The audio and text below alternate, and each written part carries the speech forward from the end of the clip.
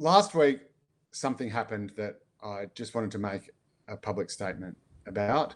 My Twitter account got hacked into and stolen by an unnamed person, apparently from Turkey. I was immediately locked out of my Twitter account. I couldn't access it to post anything, to engage with anyone, or indeed even read anything on it. And so I just wanted to say to that person, thank you. Thank you so, so much. I've never had a better week since 2009. It has honestly been just so joyful to lift up the head, crack the neck, look around. I can see the horizon again. I remember what my children look like again. I've been to places that I haven't been for years, like outside the house. It's been extraordinary. And the funny thing was, I'd actually been planning on leaving Twitter.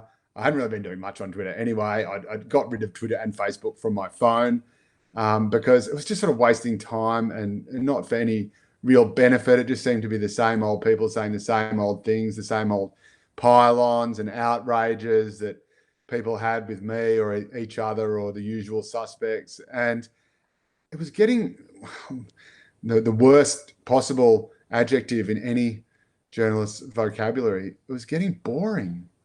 And there just wasn't, I was pretty sure I wasn't going to see a hashtag that was going to change my life. I was pretty sure that no one's minds were ever going to be changed by anything they read on Twitter.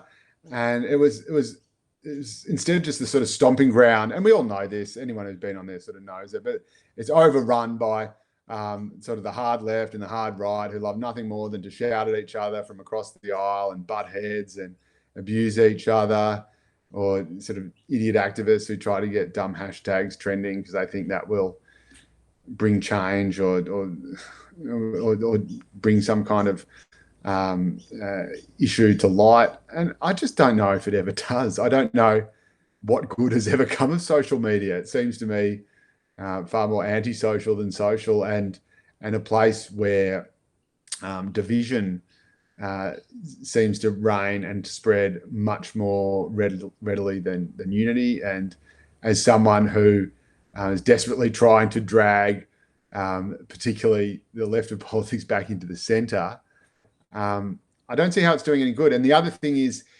it has not only it's a terrible barometer for how people are feeling and what the important issues are out in the real world, out in the broader community. It's not just a distraction from those issues, but it's a distortion of them, because very often what is the most high octane, important number one issue on Twitter is nowhere near people's top 10 in the real world.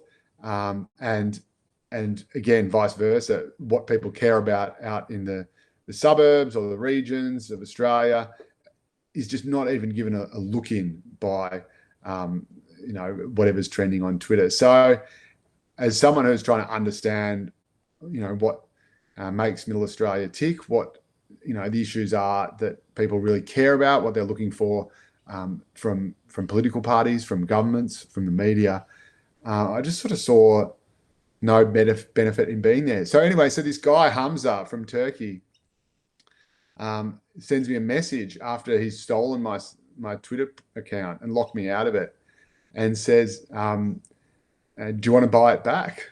If you give me $1,000, do you want your Twitter account back? And I said, nah, that's all right. You keep it. And the poor guy, I felt really sorry because I've ruined his whole business model. So he says again, come on, are you serious? His exact words were, WTF, bro? He says, what do you mean I can keep it? It's your Twitter account. I've got your Twitter account. Don't you want it back? And I said, nah, I think it's been hacked.